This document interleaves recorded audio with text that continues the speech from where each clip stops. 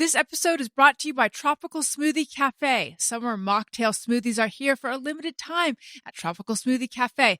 Mocktail hour on the pool deck is a sip away. Tropical Smoothie Cafe has over 1,400 locations across the U.S. Their mocktails will be available all summer long. And now, live from Pod Cabin in Burbank, California, it's the Allison Rosen is Your New Best Friend show. Tonight, Allison welcomes her guest. She's a comedian and writer who loves pickles and accessories, but maybe not pickle accessories. It's Ashley Ray. And she's a comedian, and what you get when someone's favorite movie as a child was My Dinner with Andre. It's Lizzy Cooperman. Chef Jeff is here to ease your fears about the coming election by reminding you that nothing you do matters anyway. I'm her husband, Daniel, saying hop on board the Love Bus and say hello to your new best friend, Allison Rosen.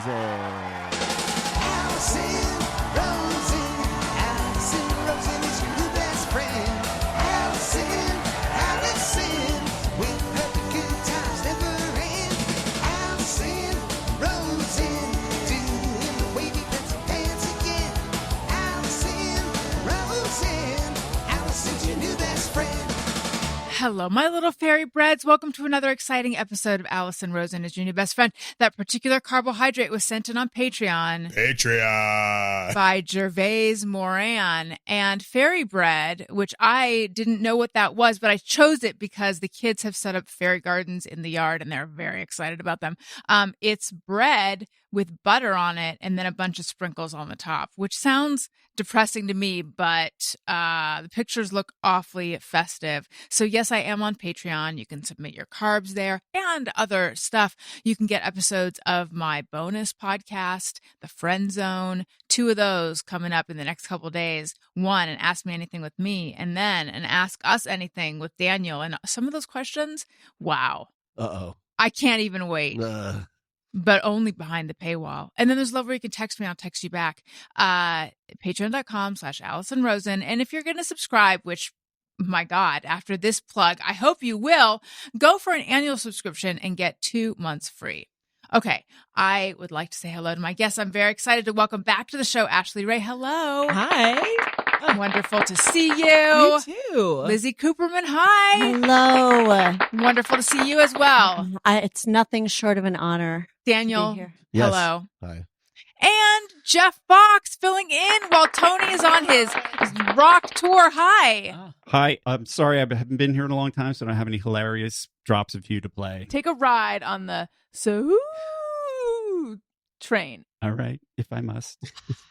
The weirdest. I feel so dissed. Yeah, that in 4th grade, that was a humongous insult. And I never understood why. And they even shortened it to just like someone, it was, you'd wither, you'd melt, you'd die if someone said that to you in 4th grade. And I don't know why. It's weirdly like, usually 4th grader burns are a little more blunt than that. Well, this one has a little lilt to it. I don't know. Yeah, exactly. I'm impressed. The other ones were just face. Face. Your face. Did you guys have your mama wears pink combat boots? No. No, That was a big one. We had combat boots, but not pink combat Wow. boots. Maybe we're just very concerned about gender, presentation. I don't know. Okay. Yeah. Kids, you had combat boots though? My mother did. My No. mother actually wore combat boots. No, So but when it people- wasn't an insult on the playground. No, they would say your mother wears combat boots, and I would say she does. And Ooh, that's good. I've been watching a lot You're of like, TikToks. how do you know that? I've been watching TikToks on how to deal with, and I didn't seek this out. The algorithm just decided that I need to know how to burns. deal with people With who, bullies. yeah, exactly. Mhm. People who say like passive aggressive things. Oh. And what you Ooh. do I like that. is you say like, I'm sorry, what'd you say? And you make them say it again. Oh, nice. I That's like one of that. the things. Yeah. So, Huh.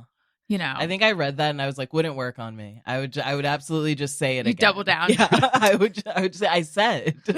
I said your mother wears Yeah. combat boots. say it twice as loud. I said maybe if you could do your job, we wouldn't have to be here late. Wait, are you good at like calling people out in the moment? Yeah. Yeah. I guess my people will be like, is that passive aggressive? And I think it's just being aggressive because I just say it. And people are Yeah. like, you shouldn't have just said that. And I'm like, but No. we all want to go home. Passive aggressive would Right. be like, It'd be nice if someone knew how to do their job, or like something like that. Like, oh, it'd be nice if I think you're saying it directly. Yeah, So maybe you're just being direct. I'm just being aggressive. Yeah. So yeah. Where are you, Lizzy, with all this? I actually have a specific incident coming to mind that is horrifying. Oh, good. Where I went home with a gentleman caller, someone I was dating, and we were at like an event outside with a lot of adults. And someone said, "Oh, how did you two meet?" And I said, "Oh, you know what? I hope this doesn't give away. It's fine." I said, "We met on Halloween." And this woman goes, "Were you wearing a mask?" Oh my God. And I said, "Oh my God." Jesus Christ. Let it out. Let it out. Oh my God. You guys, I wasn't expecting for you to have, but yeah. I don't even know what that means. Okay, well, I'll tell you what it means. Because I said, "I'm sorry, what was that?" And she said, "I said, were you wearing a mask?" Was she trying to And I be said- the cunt of the century? I said, "Are you implying that I'm unattractive?" And she goes, "Yes, I am." No. Yes. Wow. And the guy I was with I was He speechless. punched her, right? Yeah. So they fought. didn't say anything. Oh. And so the next day we saw her at another thing. And I said, "I'm going to go tell that woman." And he was like, "No, don't. He was like, "She's just crazy. That's what she's like. I've known her forever." It was like his friends. It's like, she's crazy. She's one of my best This friends. Mom sounds like from some childhood. jealousy thing. It was the mom of Okay. his friend from childhood. And I was like, "I can't believe you don't want me to just say, hey, just to let you know, what you said really hurt my feelings and was very inappropriate." And I wanted to say that. And then by the time he and I had this exchange, she was gone or out of. And I didn't get to. But I couldn't help but say, "I'm sorry. Hold on. Yeah. Yeah. What are you implying?" Absolutely. It was I'm so good. glad you did, because I think Yeah. I would have it would have taken me a little while to realize what was even happening, because it's so inappropriate, and then I would have just been like, it would have eaten me alive for the longest time. I feel like I would have been so naive to it, and later I'd be like, maybe she's just like a costume enthusiast. Maybe, I feel like I would She have been does like, set pieces for the Lion King. She's like, "Was it one of mine?" like I would have just answered like purely Yeah. just like, "Oh no, I was a Power Ranger." So Yeah. and then later be like, "Oh my God, she was insulting me." But something I'm about it stupid. made you realize that it wasn't just an innocent question about your costume. Yes. Did she have like a vibe? Leading up to that, I did get a vibe that she was like, Ooh. "So what else is new?" Just in a very kind of almost wanting there to be bad news, you know? She sounds like an awful person. Yeah. I mean, I'll probably never see her again. I did Google her and I saw that she ran for office. Oh my God. Did she And win? I wanted to be like, "Where's the comment section?" Like what kind of office? Yeah. Local politics or something? Carol says, "Were you wearing a mask?" Like in my ad campaign against her. Carol will wearing a mask? And it would slow down like that. Yeah. And then screeching. Mhm. I mean, I feel like someone like that's probably pretty miserable. Yeah. You'd hope. Yes. I also feel like there's something that's like, no one's good enough for this guy. Or, like that Oh, kind of yeah. attitude. Yeah. Like, we've known him since he was a kid. Everyone has to be the best to date this person or whatever. But I don't like that. Yeah, at that's all. weird I to me. didn't enjoy it Gross. either. No. But I'm good at calling that out. And I'm good at if someone says something under their breath going, "I'm sorry, what did you say?" That's exactly Yeah. what these TikToks recommend. I love doing that. I Yeah. love doing. I'm sorry, was that you want to speak up? Yeah. Sorry, I missed that. I had a woman when I was doing a big show in a venue that normally doesn't have comedians. I said, "Oh, and can you give me a light?" And she goes, "She's asking if there's going to be lights." And I go, "I'm sorry, what was that?" "I'm asking if there's going to be a light to tell me when I get off stage, because that's how That's they how do it at a comedians do comedy it. show. It's That's a how we light. know. I'm not doing music, so I need to know when I've been out here." She thought you might be wondering, is this going to be in pitch Yeah. black? Am I just I- performing? It's Oh, yeah. only the headliner gets lights, right? Is that how it goes here? Is there going to be lights? She's like, she's one. Yeah. Well, this one over here. Mm-hmm. This is actually giving me deja vu. I do think there have been circumstances where I've heard. Sorry, Lizzy, you're having trouble seeing me, aren't you? No, I'm actually, I have a mosquito bite on my ankle. Oh, I'm doing okay. that thing where you dig your fingernail into it. Oh, okay. Like it's a muffin or something. Yeah. Okay. I thought you were leaning because I have like a you couldn't ghost. I see went on me my over there. leg, and I was Oh my going at it God, earlier. they're Yeah. everywhere. Yeah. Anyway, yes, I'm totally feeling like something has happened in my life where I did Oh, I know what it was. Jeff, you'll know. This is only going to be meaningful to a few people. At Jeff and my former place of work, the Adam Carolla show, Adam was out. So Dawson, the announcer, like engineer guy, I guess was kind of taking control. And oh boy, the show started, everyone had gotten there early, but I had gotten there on time. So he was really peeved at me and he was acting like I was late. Mm-hmm.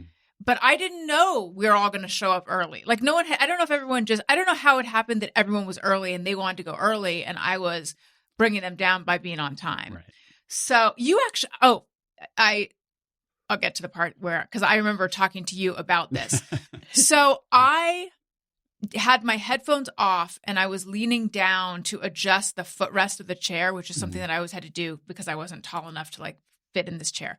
So when I came up, someone, I think Joe Coy was guest hosting or something. Someone said something like, like, and then they said what? Something I realized Dawson was shit talking me, but I couldn't hear it because I didn't have the headphones on. So then I'm like, you have something to say to me? I went from 0 to like, I cannot, the injustice of this all in so quickly. And then he said something like, you're making us all late or something. I don't know if that's what it was, but it was something. I feel like Giovanni would know. I feel like he would probably have it on tape or something if they recorded. Or have instant recollection of yes. the incident. And I said something like, I was on time. And I swear to God, I'm not sure, but I swear to God, he did something like, I was on time. Something that level. And I was so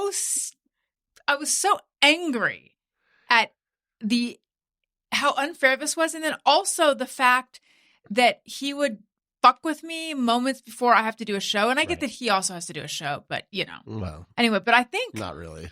I mean, he wasn't. But you ran video right for this. And I think that afterwards I went into your section of the office to ask you, like, what did he say? And I think you were really diplomatic and you're like, it doesn't matter. Or like, I don't know, or something. Like, hello to me. Yeah, you wouldn't tell me. Anyway, there's a one time in my life I actually pulled a Lizzy. Good. Yeah. I was actually just thinking just today about how unprofessional that workplace was and specific incidents of unprofessionalness and just laughing at how many years we were there and how unbelievably unprofessional. The whole thing is it could have been solved had they said, I wish you'd been here early. Like then you could have had a discussion. Yes, totally. Yeah. Nothing was ever handled properly in that environment though. It was all like rage. It was all like rage, elbow throwing, rap battle, crap, and then under the breath comments. No one was ever direct. Right. Yeah. Right. A lot of immaturity going on. That's how a lot. I feel like that's how a lot of entertainment workplaces are, right? Yeah. Oh, yeah. I feel like that's most entertainment workplaces. In my experience, I don't know. Yeah. Lizzy, have you worked at mature, sensible places? I've had mostly great ones where I've worked with and made friends, and then I had one where I thought there's something I'm not in on, and it made me feel horrible. Yeah. Do you feel like there actually was something you're not in on? I don't know. Just talking about it though, I feel that kind of like I feel it here in the sternum. Yeah, I feel it rising up. Yeah. It could be the key lime LaCroix. There were days at the old work, Jeff and my old workplace, I think, where I did feel like, not a lot, but where I did feel like, oh, I'm not in on something. And what that thing was is like, oh, you were being shit talked in the other room, and then you just walked in on it. Right. Like I literally just walked in on something. Anyway, Lizzy, you said that you were having, and I love this description, a jagged day. I was so excited for just to have a free Monday because my schedule is so hectic now. And then you found out you had to come do the show. Every day is the same for me. That's how it was for me. Sorry. I have no regularity in my life. But I think it's good that I'm here around people instead of just at a coffee shop like I was earlier today, just refreshing my credit card statement because it's Memorial Day and I can't get a hold of anybody. But I have medical bills due to my past incidents. Lyme. I had a stroke. I have stuff that I have to constantly get checked. So I had to get all these MRIs. I got, who's going to want to hear this? It's never concerned me Please, before. Yeah. I'm all in. I do. I just was like, Jeff. Yeah. Okay, thank you. I just didn't want to. I was like, feel like I'm finally kind of catching up and getting ahead. I was like, I'm just gonna get a credit card for my medical bills and be responsible about it and just give myself some slack because I just don't open credit cards ever because I just don't want to go there. Have you had bad experiences with it before, or you just Well, don't I just want had to give yourself periods a of chance? like unemployment. Yeah. I guess when I was doing that podcast where for a year yeah. I crowdsourced my life, it took over my life and things kind of spiraled. But now I'm back. I think you're better than ever. I feel like maybe my problems as I'm speaking are worse than I'm realizing. I'm having a shame button. Remember we talked about shame buttons? Yeah, because the sandwich. Yes, I'm having a little bit of a shame button. No. Okay. They don't sound worse. Okay. Thank you. Okay. They don't sound bad. So Sounds I got human. a credit card. I paid off these MRIs. And then before I performed in Lake Tahoe this weekend. And before I left, I saw an envelope from Beverly Radiology or whatever. And I thought, oh, that's probably just a letter saying, you're so responsible. Thank you. Here's your receipt for your payment. we love you. We appreciate you And a so much. certificate. You're our favorite. Customer of the month. You're so unlike everybody else. Thank you. We really appreciate it. They're like, here's some free photos of your brain. Here's a coupon for a free MRI. Exactly. Here's a profile shot. So today I opened it and it was a bill. And then I checked their website. It didn't go through on their end, but it showed up on my credit card.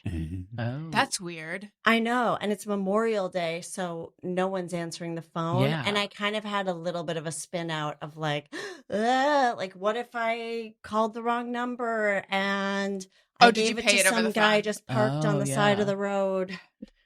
You know. Oh. Yeah. Yeah. I don't think I did that because No. I remember the woman I spoke to knew how much I owed. Oh, Yeah. So it should be fine. I honestly Okay, think this tell is a me. clerical lag.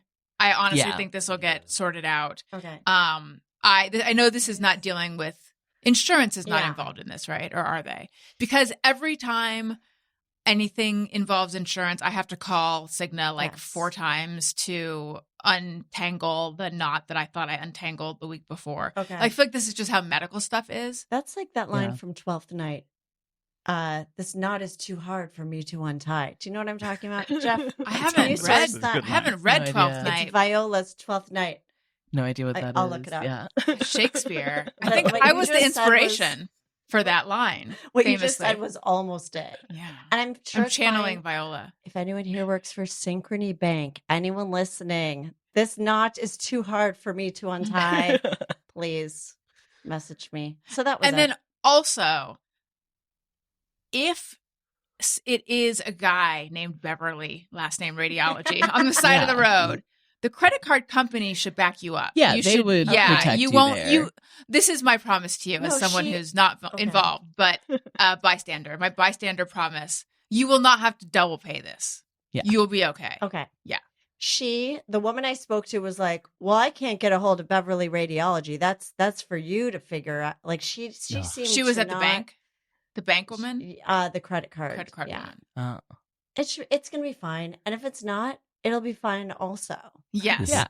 You I talked to think her it's fine. today. I feel that this was a spiritual obstacle more than almost, I don't want to say a real one because it did happen, but I almost feel like it's like the movie of your life. Mhm. How are you going to choose to react? Because I currently have on my phone, actually read this. It says actually read this. And then there's a pause button.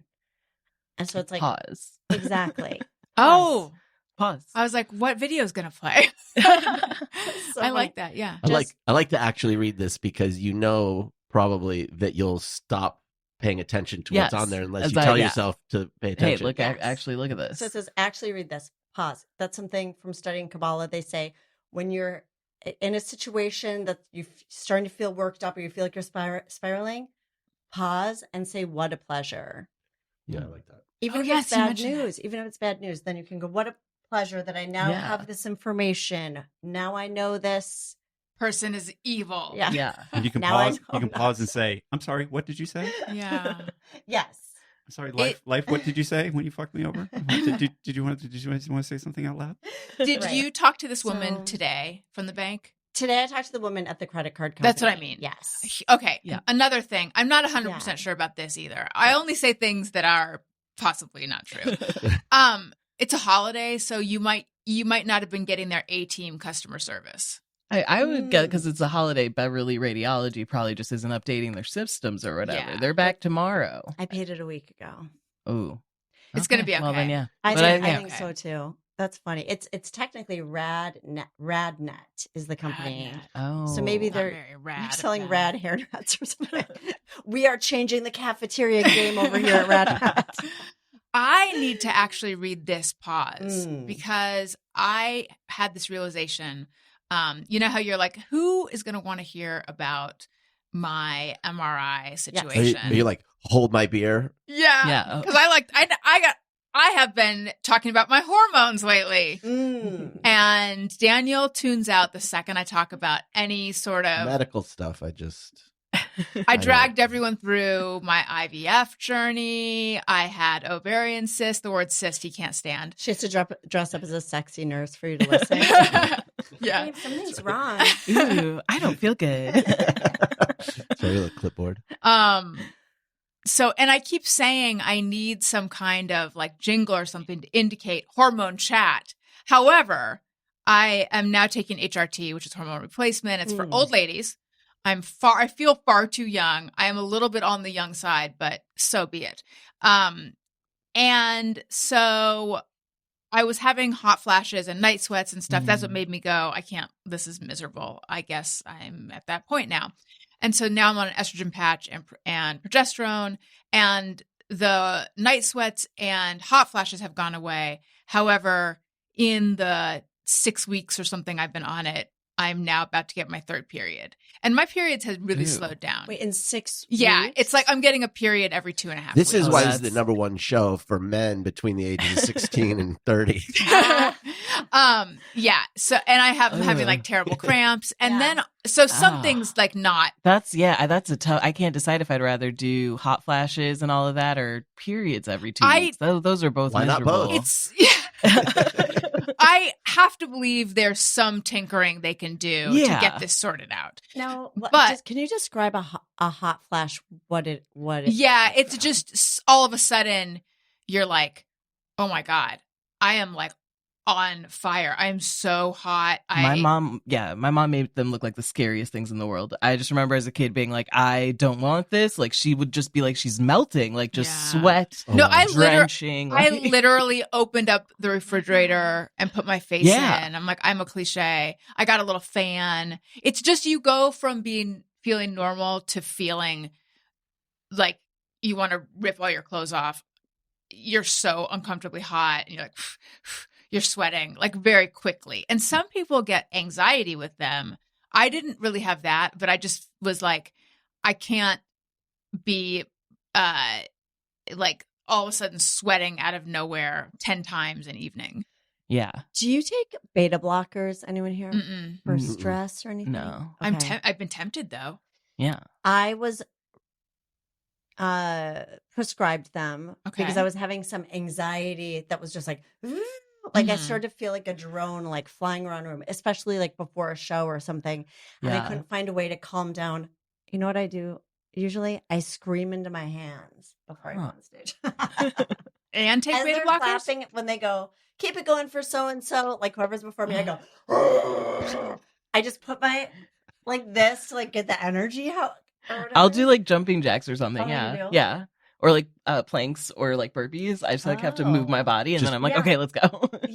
Something needs to be done to like get that. Is it the nerves you're getting out, or what's the release? Yeah, I think it probably just. I always thought it would go away, and it hasn't. Yeah, it's like I still get nervous to perform for 5. Actually, probably more nervous to perform for 5 people than I would. For, like 1,000 or something. Yeah, because they become like actual people or something. instead of just a group of people. Right. I feel like the brain can't comprehend more than a certain amount of people. Yeah, a big crowd, you're just like, whatever, they're gonna laugh. But when it's like 10 people and you can see like, that guy doesn't like me. That one right there, he's not laughing. This guy. Right. You zero in. Well, so they gave me the beta blockers. I talked to a psychiatrist on the phone through Teledoc who was a little, I believe, long in the tooth. He was like, hello. I'm not connecting at all. I think, do they get paid more the longer they keep you on? The longer the tooth. So he prescribed me propranolol. Actually, in Baby Ranger, the guy says, he goes, I put the LOL in propranolol. He did that in his little Edinburgh showcase. And I took it and nothing happened. Oh, really? Really? And I did double the dose, which he said I could do if one pill didn't work. So I think I did like 20 milligrams. And that's a beta blocker? Yeah. My body was just like, no. Really? So you still felt physically anxious? Yeah. It was like I missed That's weird. A freeway exit, or my body was just like, I don't respond to that. That's how I am with Imodium. Really? Yeah, it just does nothing for me. What is that again? It's an antidiarrheal. Yeah. Oh. I'm not one of these people. I feel like there's a lot of people out there who are like, I shit my pants all the time, and I'm not one of those. No shade. Wait, really? Yes, I feel like it's very common. Okay, there's a whole show that actually just premiered that's called like Botched Bariatrics, and it's people who are just like, sometimes it's like they had surgery and messed it up, but then it's other people who are just like, I just poop myself all the time. And the latest episode was a guy who was a drummer, and his whole life he'd been like, I just handled it really well. I was able to always get to a bathroom, and then one night the big show. Oh no. On the drum kit, right? Oh. And do they have issues? Is there GI issues? Yeah, sometimes it's like they have a GI issue. Sometimes it's like they had gastric bypass surgery, and there was a complication, or like it went well, and then as they got older, something goes wrong. Sometimes one guy, he had like a major obstruction from swallowing like like a ball that's like in a mouse, but it was bigger, like like a trackball. Yeah, like one of those trackballs, and it like caused an obstruction. I don't know. I don't. It's a mystery. When you say, why was he drumming with no pants on? Oh no, he had pants on. They said all over the drums. Oh no, it was, but it breached. It breached the pants. Drumming, and I mean, it went all down his leg. He said, and he was just like, and I felt trapped. I had nowhere I could go, and I was like, oh, this is very common because I mean, there's like 5 people an episode who are just like, is this my what kind of show thing. Is this? It's on TLC, so it's like Botched, like My 600-Pound Life, right? It's like that variety, or like Dr. Pimple Popper, yeah. And you watch the surgeries, and they help a lot of them. I do think we were talking about this yesterday about. I'm very curious about Taylor Swift's regime, like her dietary regime, because she does a 3+ hour show. Wait, can I just finish what I was saying before, and then we can talk? No, because this is gonna eat up some time. Daniel talking about Taylor Swift. My husband has become a Swiftie. So anyway, it's not gonna take up that much time. No, I think it could though. But now I've lost. What did I say? Oh yeah, anyway, I just had to finish my own. No, yes, yes, Imodium doesn't work on me on the rare times that I do have diarrhea. But no, I was finishing my hormone chat segment in my head. Oh my God, I can't believe I interrupted that. Please continue. Because actually read this pause. Yeah. So in addition to my period being out of control, I also think my emotions are out of control because I have been fighting with people in comment sections like nonstop for weeks and weeks and weeks. And it started... Which is very out of character. Are you joking? No, it really is. I'm not a troll. I mean, I've become one, but I'm not one. And now it's like, it started with politics and now it's like morphed. I was really getting into it with women who were showing a lack of compassion to other women whose IUD placement had been painful for them. Like, I will fight about anything. And it's like, it does hurt. It's painful. I know. Okay. I mean, I haven't even had it, but I think so. I'm getting a new one in a week, and I'm terrified. Can you get like pain control for it? There's some places like if you pay a lot, they'll like just knock you out. Yeah, that's what. Go for that if you can. But but I'm just doing like the Planned Parenthood, and they're just like, so take a bunch of aspirin before you get here. And edibles, they literally were like, it's California, so it's legal if you want to take like edible. And I'm just smart. like, could we get Lizzy's more? Propandiol? Can I ask you, do you fly with edibles? Yes, all the time. I am such a nerd. But I fly with weed. You're still putting it in the shampoo bottles and hyper vigilant and like I can't. I always think I'm going to get caught. Right, because it's like not legal federally, right? Okay, so it's not, right? Because it's not legal federally, but if you're flying between states where it's legal, no one's going to care. So if you fly between Chicago and California, you're going to be fine because no one is checking for weed. But why the Wyoming? But yeah, like, why you're passing over us? Like, if you fly into Dallas, though, they have dogs that sniff all of the bags for any kind of weed. Edibles would probably only get caught if it was a heavy enough like THC oil that you can smell it. The mental gymnastics I've gone through going, okay, what if I put what? Because I can't. Well, I need to save this actually for me or everyone else. Okay. All right. I mean, I can give you all the tips you need for bringing weed on a plane. Definitely flag this because I was like, what if I put it in my mouth? I'm gonna write this down. One gummy in my mouth. Can they see that through the X-ray? I have my hands up, and then I pop it out, or I hollow out a candle, stuff a bunch of gummies in there, and melt the wax at the bottom of the candle. So I think that would not taste good though. But the easiest way is when my friends and I would go to Colorado before it was legal in Illinois, we would just go to a candy store, buy giant bags of gummy candy, and then go buy the weed gummies and just mix them all in. Oh. And you just know, like, oh, these are the, you can tell them apart. But but if you they don't, they're not going to be able to note it. Like if you go through, they're just like, it's candy. I already feel guilty going through the TSA scanner, even when I'm, which is all the time, not smuggling something. So yeah, that I would be like rolling the dice would make me so nervous. Yeah. Anyway, real fast. So I don't know why I had to get that out of my system. So I have been fighting with people online, and it's like, it's almost akin to masturbation. It's like, I am because you feel a little decompressed after. Yeah. Well, I feel it's like no, it's not that. Not you just do it with no clothes on. No, this like it's really interesting for about 5 minutes and then suddenly not interesting at all. Maybe just no, like I'm pent up. I don't know what to do with this. Like I should probably do something productive, but instead, I'm just gonna like punch this. That's talking about online, not. But anyway, I think it's the hormones. Okay, the end. Now, that's all I had to say about that. So you think that the pause, what a pleasure, yes, would help you with that's what I meant. That's where I was trying to go with this. Yes, because I'm like, why am I like my fingers are going 60 miles an hour? I sent someone reposted something last night. And I was, and I know both these people, and I was trying to respond to the person that he reposted. But I sent it to him. It doesn't really matter. But I was just like, I know. I sent the wrong message to the wrong person because I was moving so fast with my fiery retorts and whatnot. I need to take a long pause. Yeah. Pause. Yeah. Right now. Okay. Taylor.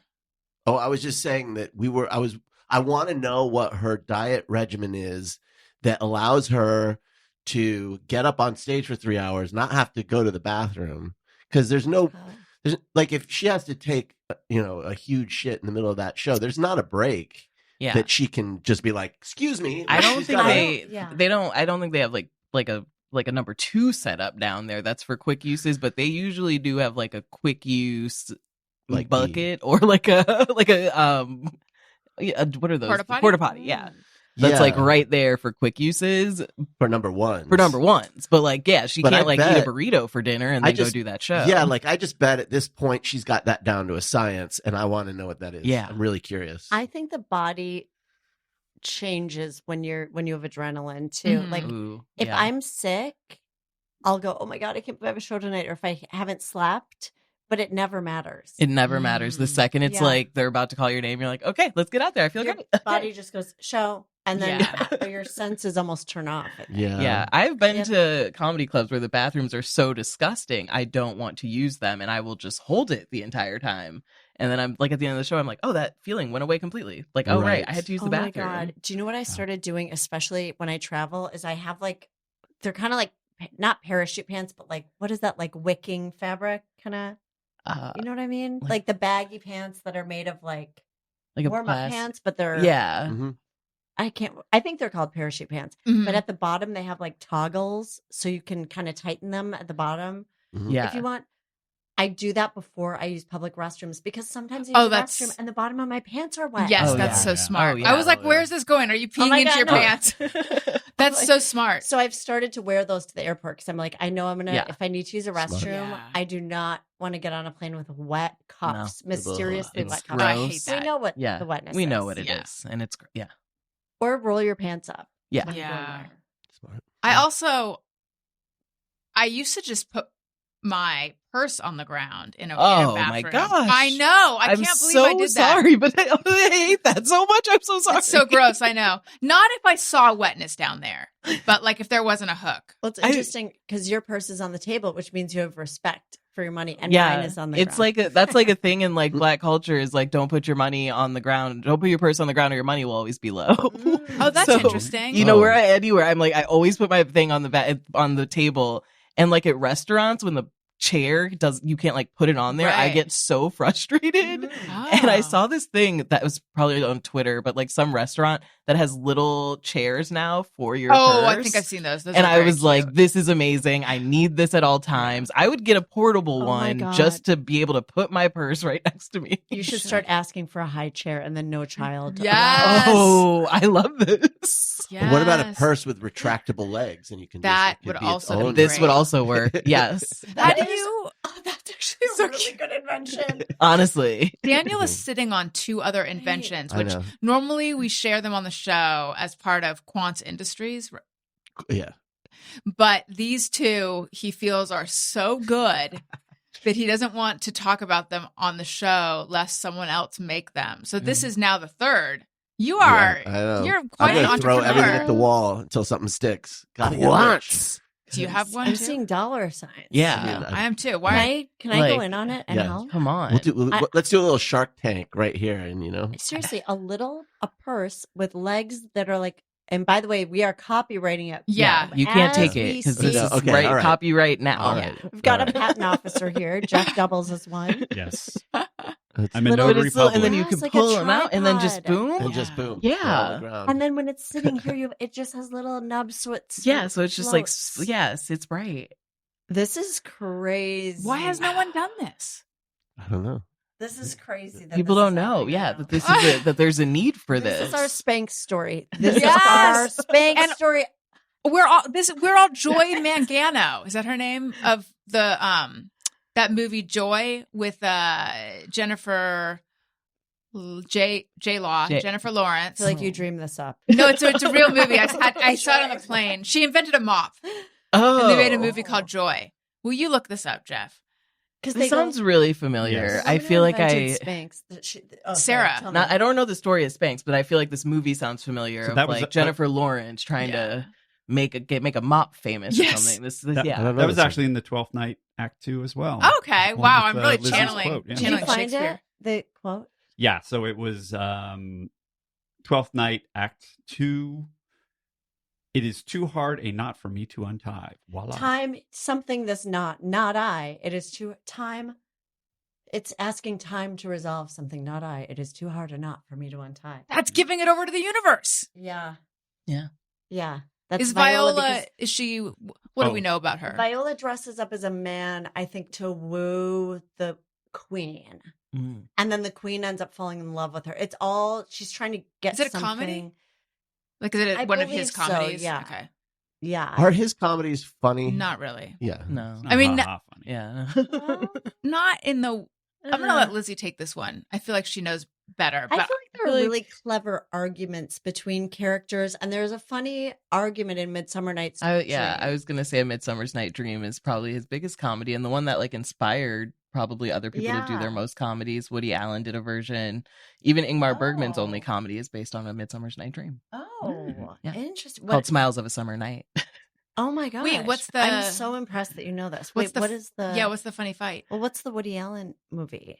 His was... what is it called? Because he's canceled, so I wouldn't remember it flush it out. anymore. I just flushed it right we out. honor him. But I think it's very close to this, like a Midsummer or something. But interesting. It's Midsommar. Oh, yeah. Their fight is, they just get in a fight, I think, over a guy, but one of them is short and one is tall. And so they're kind of like hurling insults at each other. Yeah. And that happens between Beatrice and Benedict in Much Ado About Nothing. They have kind of like a spicy sparring match. Yes. Yeah.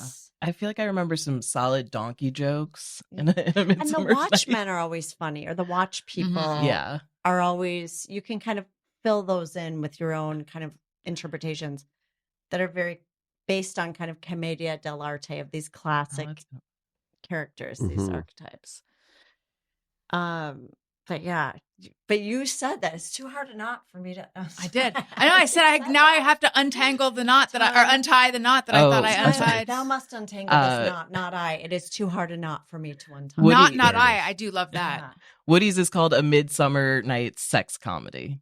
I feel like I have maybe. That's an appropriate name, I feel, for him. Yeah. That is about how clever he would be with it. I was just talking to someone last night about how Woody Allen never listens to his scene partners. Yeah. I remember watching Annie Hall and going, he's just walking around in the kitchen freaking out. It's like, she's also saying something. Yeah. And he wrote both characters. So what's happening? Yeah. It's like he's so excited to say his part. Yeah. And all the time, though. My friend Davey was like, he's always making fun of psychiatrists and stuff. It's like, maybe if he had listened to Davey Johnson, their advice, he wouldn't be in this situation. There you go. Did you find our mop lady? Yeah. So the movie was called Joy. Came out in 2015. An American biographical comedy drama film written and directed by David O. Russell. And I guess it's sort of based on a true story of the woman that invented some kind of miracle mop. The miracle. Yes, that's what it was. Is her last name Mangano? Yes. Joy Mangano. Oh, sounds very close to Joe Manganiello. Yeah. It does. That's kind of... Anyone seen them in the same room at the same time? Distant relatives, maybe. I know what I was going to say. Ashley, regarding not putting your purse on the ground. How do you feel about sitting on your bed in outside clothes? No, that's not okay to do. You can't do that. You can't do that. I won't even put my purse on my bed because it's Yeah. Because it's got table on it. Yeah, I have inside clothes, outside clothes. And when my boyfriend comes over, I'm like, you will take your clothes off before getting in my bed. Okay. Yeah. This is a whole thing. Inside and outside IUD. Pretty soon. Oh, yeah, if they let me keep this one. Lizzy, how do you feel about the sanctity of the bed? I am a slob, but I also do not like to sit, at least on my sheets, maybe on the comforter, the side that, faces the public facing side. Yeah. But I don't know, I think it's because I did public transportation for so long in Chicago that it's when you sit on a bus seat, you can't sit on your bed. Your body won't let you. Yeah. New York is grimy. Yeah. But here, I guess I have a car. I could be a little more lax with it, but yeah. Yeah. I feel that way after I fly.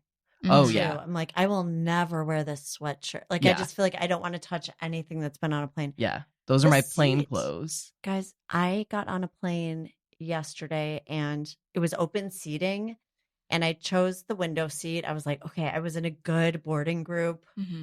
Thrilled about it. Chose 6, which in tarot is the lovers. I'm like, this is my row.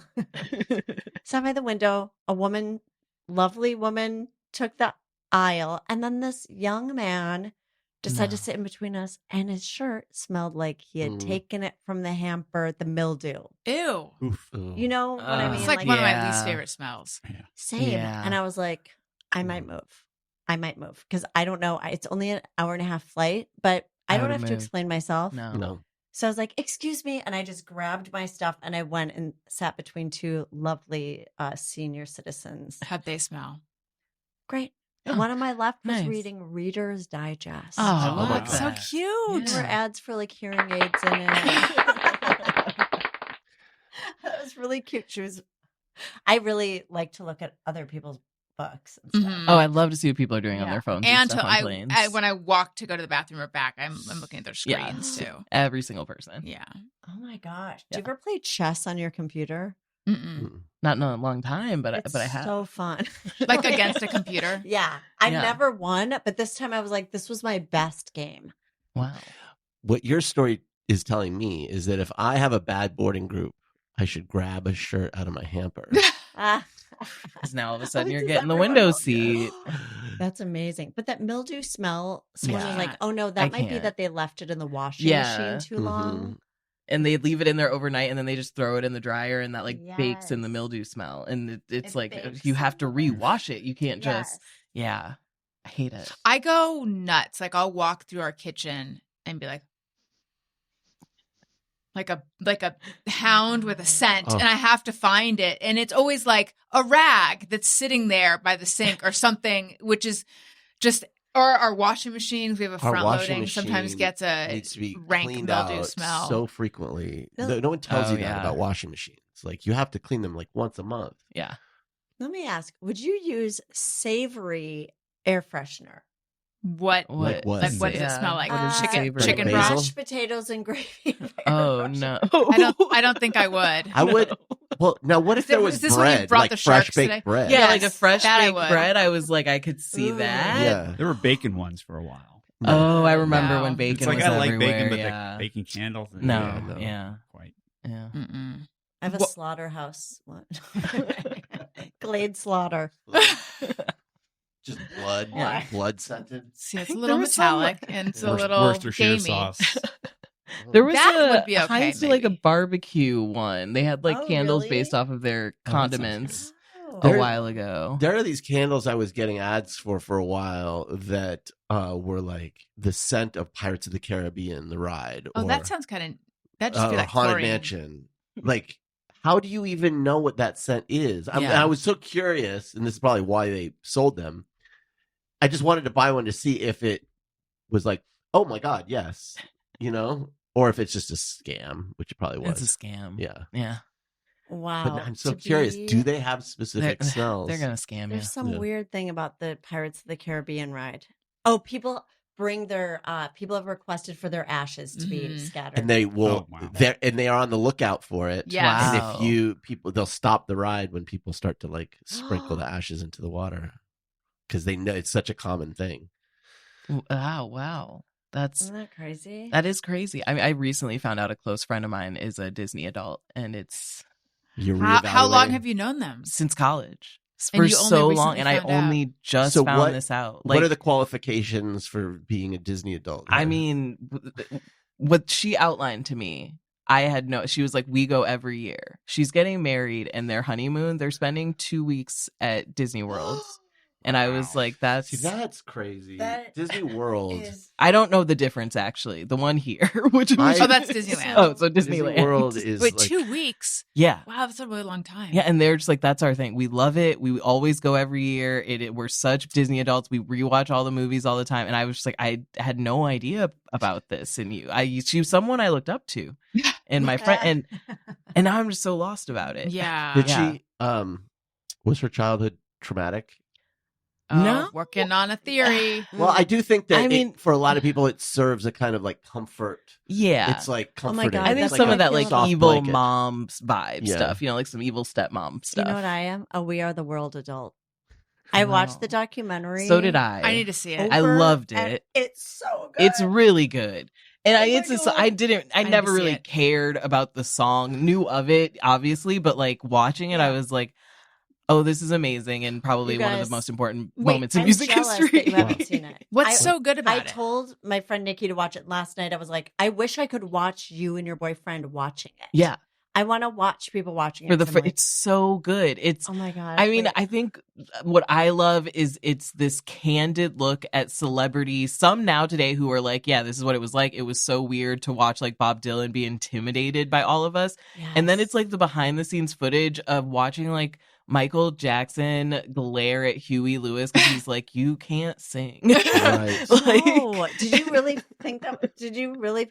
That's interesting. That's how Michael looked at him, but I did think Huey, he was a last minute addition, and he was like, I have to like make my voice sound distinct. And Prince I thought he didn't show up. So they go, but I thought Huey Lewis was like a star of that movie because he was so funny. He goes, from the minute they told me I had the solo, my knees would not stop shaking. Like, he's so funny, but he did well. He did well. I thought he did well, but the whole time as he's like finding the voice, you just see Michael Jackson in the background like, oh my God, I cannot believe this. Because Michael just kind of walks up and is like, so this is how you do it. And he nails it, every person's solo perfectly. Yeah. And then they're just like, cool, Michael, that was awesome. I'll try to do it like that. And then they do not. Like he gave them line readings. Yeah. I'm like obsessed with Stevie Wonder now. I cried thinking about Stevie Wonder after. Yeah. The Stevie Wonder parts. And I'll get the first one is like, who is it? I think was it Bob Dylan was having trouble like figuring out his solo and how to make it his voice. And they tee it up. They go, and Bob Dylan, we're like, he's gonna bring it. And then he stands there and his face is kind of and he's just up. They're like, and if we just what? And we are the what? And finally, they're like, could someone help him? And Stevie Wonder goes over and is like, Bob, do this. And he does a Bob Dylan impression at the piano. Oh my gosh. Nails it. And everyone is like, yeah, just do that. Just do what he just did where he sounded like you. Yeah. And they're like, he could just do anyone's voice. And then there's another part where apparently Ray Charles was also there. Oh, yeah. And Ray Charles had to use the bathroom. Mm-hmm. And he's like, can someone show me the bathroom? And Stevie Wonder goes, I'll take you, brother. Wow. And he takes him to the bathroom. And everyone was like, I don't want to feed into the Stevie Wonder can see conspiracies. But he led that man to the bathroom. They're like blind leading the blind. I didn't even know there were he can see conspiracies. Oh, yeah. That's a huge thing on the internet now is like Stevie Wonder can see. He wasn't born blind. As a baby, there was something that had to be done where they had to put, and I'm sorry, fact checkers, if my medical information. We have an ombudsman. Yeah. Sorry, medical episode. Yeah. But they had to put air in his like ears or something like that, like when he was a baby, and it went into his sinuses, his eyes. Oh, the blood vessels in his eyes or something, and so he went blind as a baby. Oh my gosh! And he learned like all these instruments, and he was young. He never actually went blind. That's what a lot of people say. Wow, he can see. You don't actually believe that, though, do you? I mean, there's some compelling evidence out there. There's some compelling evidence. Like, or maybe he got his vision back, but didn't want to like. It's one of those things where people are like, his vision isn't as bad as people think. Right. There's like footage of him like catching stuff, and it's like, you know, it'd be amazing if he put out a video. I just called to say I see you. Like that's the surprise. Yes, that's how he lets us all know. Well, he put out a book. If I could see. If I could see. Sorry. So he's catching a ball. It's like him on stage, and someone like throws like a bra, and he catches it. Yeah, and it's like maybe just that's a coincidence. Maybe he just happened to raise the arm, but he catches it.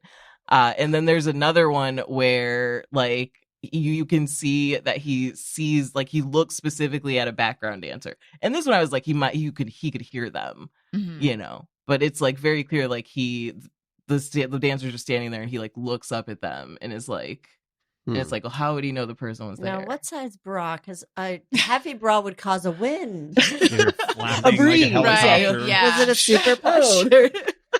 Lizzy's taking her training, buying it. But you should absolutely watch this documentary. Though. It is so good. No, I haven't seen it.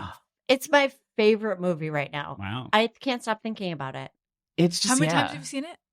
Okay, so last night, as I was driving home from a pre-Memorial Day gathering, I listened to the movie on my phone. Oh, wow. I love it. Yeah, I haven't done that. I love Lionel Richie. He's so funny because he has to go to Michael Jackson's house because he's supposed to write the song with Stevie. They leave Stevie a message and he just never. Yeah, Stevie just ghosts them for weeks and is like, I'm just very busy. And then they go, well, now you're going to write it with Michael. So he goes to Michael Jackson's house and Lionel Richie goes, I get to Michael's and I realize we've never hung out before. And all these crazy things are happening. Like animals are fighting in Michael's kitchen and there's like a snake and it's just insane. Is it so? I'm just trying to understand what type of good it is. Is it so good because it's like so much behind the scenes stuff? Yeah. Or is it like that sort of beginning of Ocean's 11 feeling where it's like like all the, powerful people are coming together. Is that how Ocean's 11 starts? I feel like. But I feel like both kind of. Drama like of they're the getting making the band of the song back too. together. Yeah. Crazy thing. They recorded it the night of the AMAs. So and like how it all comes together is very it's insane how they made it happen and when we got this person on board, then this person said yes, and how they figured it out and the planning and the guy who figured out the arrangement. There was like a special. Was that Quincy or somebody else? I think it was Quincy who figured out the arrangement. There was some other guy who came in and was like, I know by vocal range who should sing what line. Yes, that was the other guy who was like, he just they were like, he was this brilliant producer who like, if you told him Cyndi Lauper, he'd be like, oh, she should do E flat, da-da-da. And he just knew every single person. And how it came together, and then how they all were in this room all night. So they get there at like probably 1 a.m. or something. They're there till 8 a.m, and like they had alcohol and stuff. Al Jarreau got drunk as hell. That which is so stressful. But stressful. Could you tell the difference when he sings if he's drunk? Yes, because he had to do the most takes. There's just take after take of him being like, okay, now I got this time, guys. Like, and you just see like every and like Dionne Warwick's like in the back like it's, Whitney Houston just being like, we'll get through this, guys. We'll get through it. And how they create the trio. So that one was Dionne, Willie Nelson, and Al Jarreau, and then Bruce is supposed to come in over that. Yeah. Okay. So send him your heart. That's Dionne. So they know that someone cares. And then together her and Willie go, and their lives will be stronger. By turning stone to bread, that Willie Nelson line in there. That's not in the Bible, is it? I don't think so. It's not in the Jewish one. They turn one bread into more bread. Yeah. I don't know. They turn the loaves into more loaves. They have like a magic bag, and he keeps. I don't know. Yeah, it's like they were like, we only had 3 loaves and 2 fish, and then he's like, I turned it into infinity bread and fish. Yeah, I mean, during the pandemic, God was turned. Speaking of sustenance, sourdough. Mm-hmm. Oh, there it good. is. Queen of Segways. I was going to say Queen of Subways. Queen of Segways is back. Allison Rosen is your new best friend, is supported by Tropical Smoothie Cafe. Tropical Smoothie Cafe believes you deserve a little vacay every day, not just once a year. Get on Tropic Time with bright and refreshing smoothies, tropic bowls, wraps, and flatbreads from Tropical Smoothie Cafe. You're on Tropic Time now at Tropical Smoothie Cafe. Fan fave summer mocktail smoothies just hit the pool deck. Summer mocktail smoothies are back, and they're more refreshing than ever, but they're only here for a limited time. Head in and try the fan favorite Island Punch, Mango Berry Cosmo, or Watermelon Mojito smoothies today. I personally love the Island Punch smoothie. I like all of them, but that one's my favorite. It has peach, guava, passion fruit, mango, and pineapple. I am nuts for guava these days. You're on Tropic Time now. One bite of the Tropic Bowls from Tropic Smoothie Cafe, and you'll instantly feel like you're cabana side. Enjoy sunshine by the spoonful with the acai bowl from Tropical Smoothie Cafe. Join Tropical Smoothie Cafe for a pineapple, mango, and watermelon soiree all summer long. Grab a refreshing Island Punch, Mango Berry Cosmo, and Watermelon Mojito mocktail smoothie and meet us poolside. Visit one of Tropical Smoothie Cafe's 1,400 plus locations or order online or through their app. Okay, let's say hello and welcome to the new patrons. Allison wants to say thank you to a couple of special people out there who signed to be new patrons. Patreon.com/Allison Rosen. Patreon. Hello and welcome to Shaylee Clements, to Victoria Manfredonia. That is a fun last name. And to Kay. Welcome. I hope you're enjoying all your Patreon stuff. Patreon.com/Allison Rosen. Patreon. Also, I'm on Substack. I write there frequently, telling all sorts of stories. AllisonRosen.substack.com. Okay, let's do Just Me or Everyone. It's time for Just Me or Everyone. Sometimes I ponder on something I have thought or done. Is it just me or everyone? Skadoop-doop. All right, Lizzy, I feel like a switch has been flipped inside of me since this We Are the World, since Greatest Night in Pop has been mentioned. I am lit up right now. Sorry. She's just shaking. She just like wants to go watch it right now. I feel like I've been living for this conversation. Okay. We could go back it's just to it. me or everyone. Now, are we also going to go F yourself? I mean, sure. yes. I've another thing for that. Yes. Will I ever? Is it just me or can anyone sleep the night before a flight, an early flight? No. I don't know what to do. I took edibles and Tylenol PM, and then I had to leave my place at 6:30 a.m. And I was like, I am higher than that building in Dubai times 10. Like I was like, I'm now exhausted and stoned going to the airport. Yeah. Yeah. No, it's funny. I can't. I mean, I can get like 3 hours. I can get a little stretch, but I can't get a good night of sleep. No. It's like a nap. Yeah. And I have a hard time sleeping on planes too. So usually I'm just rolling into wherever I'm going, just exhausted. Yeah. I just stay up all night. Right.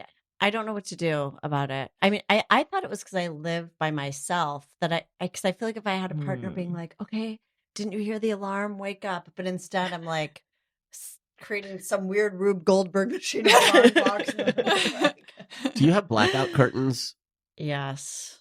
That's what we need. No matter what They're I amazing. do, I have blackout curtains, sleep mask, earplugs. I can double, triple, quadruple check that I have alarm set. I can have set multiple alarms. No matter what, say, all your bases are covered. You're good. You will wake up on time. And I will not sleep. Right. I think the body is just like, go. Yeah. But the mind is go and the body's tired. I don't know. Yeah, I just embrace it now. I will just be like, okay, I'm going to stay up all night. I'll start packing at 2 a.m. and I just lean in. I just stay up all night. I'll watch stuff.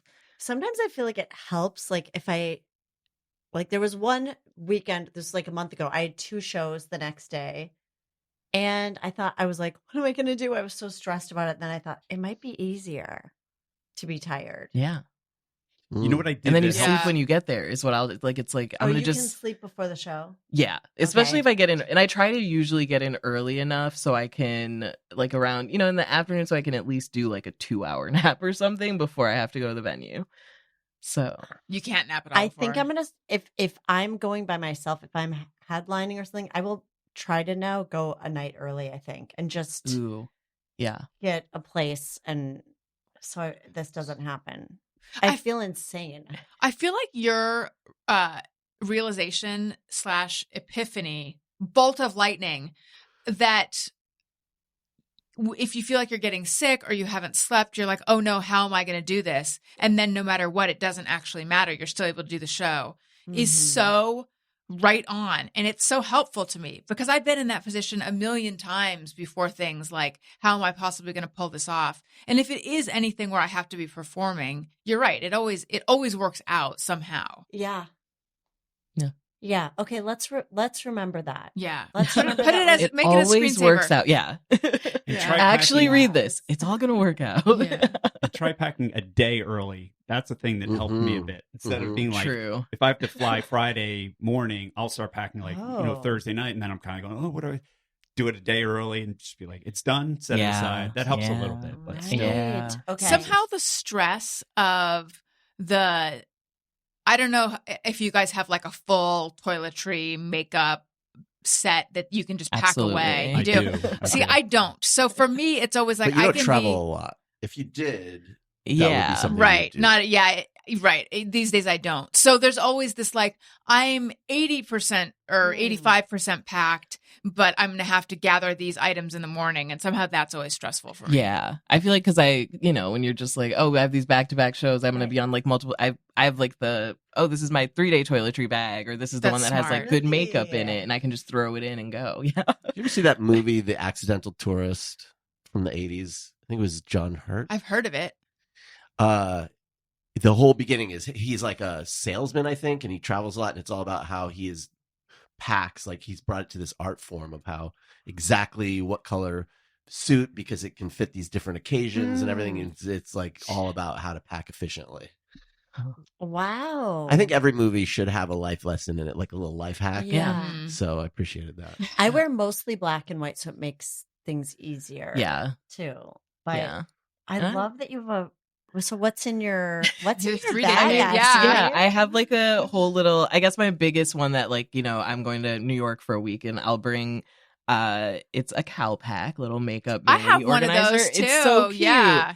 And I have like travel sizes for my whole makeup or my skincare routine. So I have like, a travel size snail mucus, double cleanser. And then I have like my whole makeup routine. Like It's just a snail. Like travel versions of my makeup stuff. So like a travel lipstick, that's like the one I usually just like use on the road, or like a travel concealer. Travel lipstick. So just like when I'm Is it like a tiny lipstick? yeah, it's like Who makes it? Is it MAC? Fenty. It's one of the like Fenty. She does these like little travel sizes That's of cute. both of her lipsticks and glosses. So I just got those and threw them in there. And then I do the e.l.f. Foundation stuff because it's really small and like comes with a brush. So I do that, and then I have like your basic travel size toiletries, travel deodorant. Now, does this type of organization run in your family or No? How I did think you it's develop Yes. this? I'm so same I question. think it's because I was always doing so much as a child, and my mom was not organized. And I would be the one who'd be like, Mom, I have Girl Scout camp in a week and we have not shopped for anything on this list. It says I need a sleeping bag and all this stuff. I got to do it. And it's like the pressure, I think, of being like, okay, Mom, we got to organize this. I'm going to pack this. And then forever now, I'm always just like, hyper vigilant. yeah, of like, okay, what are you going to need? What all should you bring? Like, and then I got really into skincare, and it's just so much easier to just have a travel version of your skincare kit. I got into it in my 20s. I was a single girl in Chicago. I'd have one night stands and I would bring my little skincare kits. And dudes would straight up just be like, were you just in my bathroom for like 30 minutes washing your face? And I'd be like, yes. Just because I'm here does not mean that I will stop abandon the self-care. my self-care. And I'd get up early, wash my face, and just That do my, is stride of pride home. Well, your skin looks great. Thank you. Yeah, what all is involved in the skin? What's the routine? I do I guess it's technically 12-step Korean skincare, but that sounds scary. It's really like 5 steps. But I do a double cleanse, sometimes exfoliate, serums. I do like a hyaluronic acid, vitamin C in the PMs, a retinol, what is that one thing called that starts with like a S? Squalane. Oh, yeah. Yeah. Oh my Is that gosh. hydration? Oh, that one I is think like it's pigmentation. yeah, it's right? hydration, Oh. and it can also like kind of help with evenness, Mhm. but it's like what babies are born with, and as you get older, you lose it, and babies are just full of it, and so That's where you get it. I have some squalene that I got. Daniel with has gotten into skincare. Well, and And Taylor. I got a little bit of a sunburn last week, and I was like, I hadn't used the squalene, but I knew it was for hydration. I looked it up, and it's really good for sunburn. So I put it on, Yeah. and you know what? It didn't. After that, it didn't feel anything. yeah, It was it's nice. really It just really hydrated. nourishing. Whaling games. Yeah. Yeah. One of my favorite series. Then SPF in the day. I use a kind of double moisturizer system of What- just like This a is sounding base a lot like moisturizer and Jeff's an SPF skincare. moisturizer. Similar. Have we heard this? And then I have a God. PM moisturizer that's like intensive repair What that you kind, sleep though? in. Like, what? We need some product names. I swear by Naturium. I use Oh, like I've pretty heard of much them. all of their products, and then I really like Sunday Morning and Drunk Heard of them, Elephant is too. good Sunday too. morning's good. Yeah, Wait, Sunday morning. Oh, no, Yeah, I you have- have Sunday Riley. Oh, Sunday Rally. yeah. Well, in the Is that morning. a Pink song. On Yes. Sunday morning. No, that's No Doubt. Oh, no, That's doubt. called Sunday on morning. Sunday yeah. morning. On Sunday, Riley. You I woke used up your with a bottle dream of on good Sunday. jeans. Pink's not good enough to make that song. And I Okay. love Pink, but All right. I don't know if I'd be able to pick a Pink song out of Me a crowd. either. Oh, I know. Because it was cause one about. I'm still a rock star. I don't know that There one. was one that I was like, these lyrics. What was are it? Begging for more.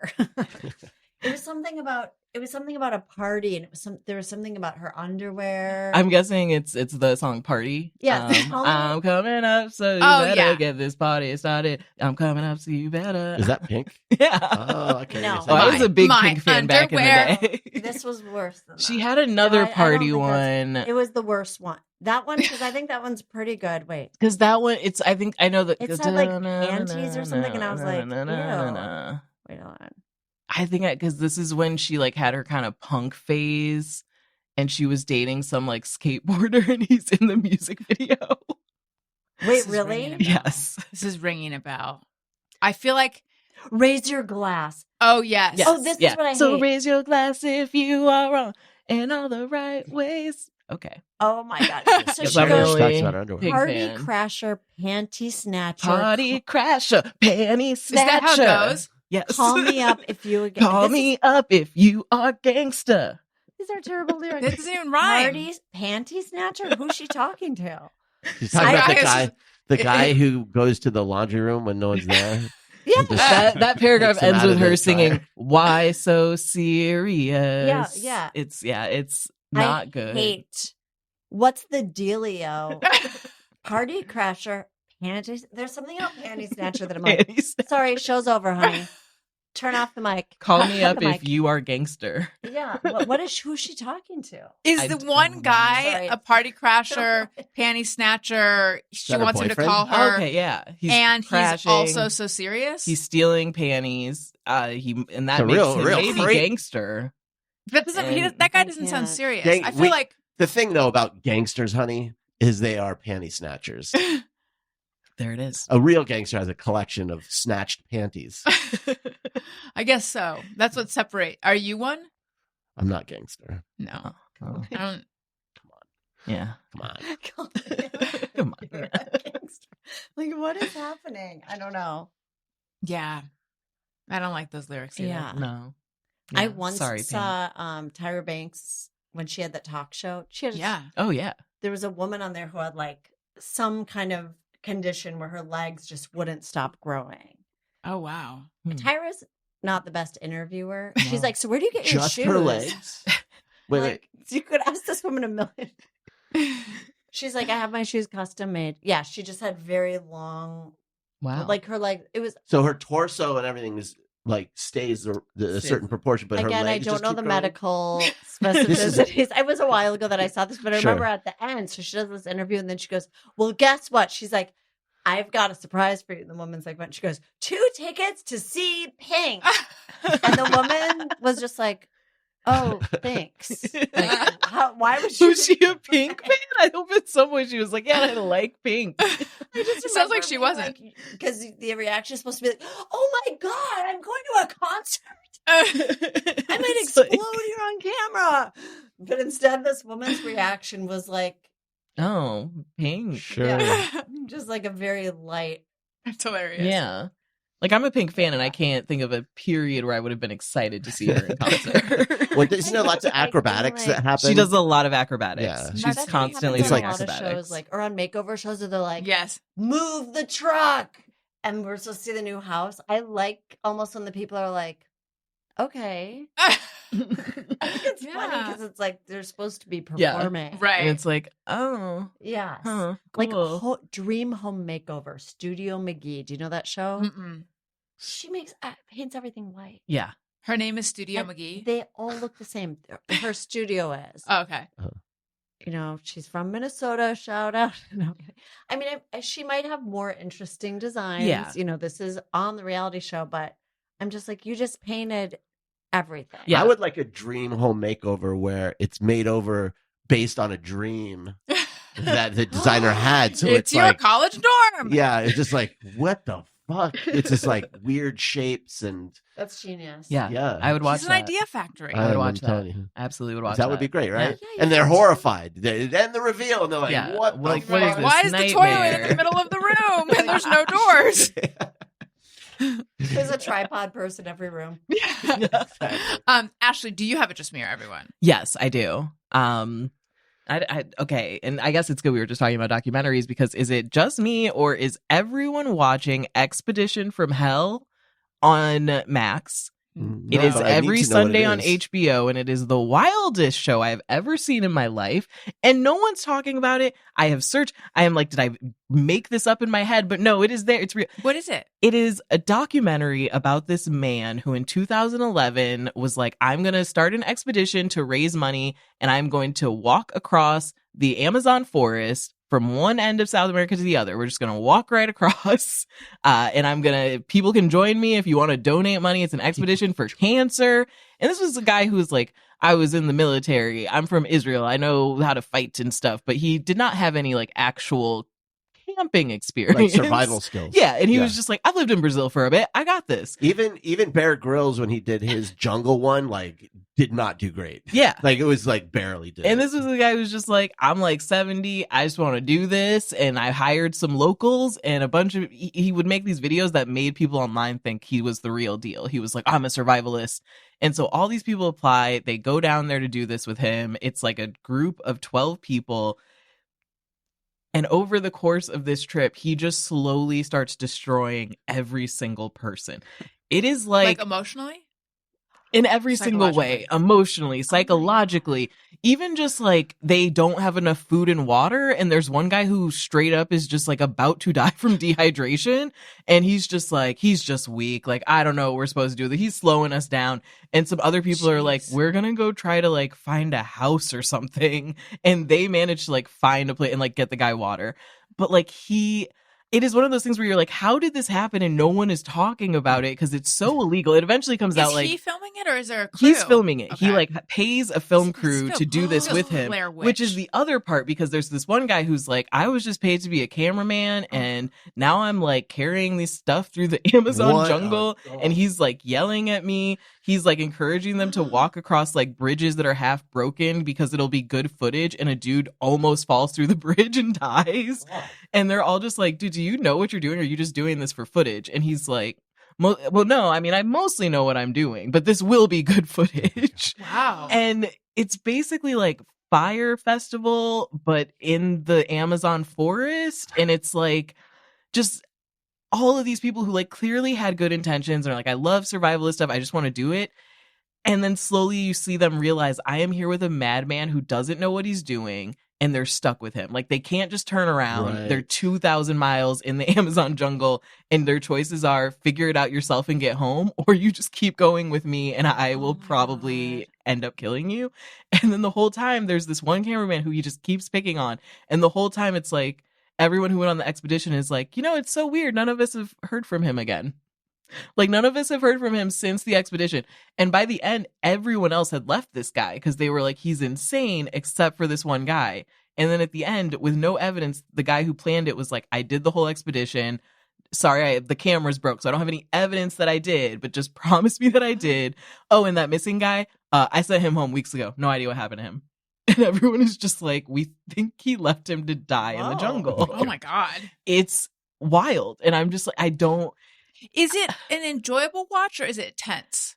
It's both. Like parts are tense and this guy who put it together is so out of his mind that at times you're just like, it's tense because you're like, they're going to die because of this guy. Right. But then other times he's so stupid that it's just kind of funny that you're like, like, why would you follow him? There's at one point, like they would have these little towns where they would stop and like do kind of check-ins.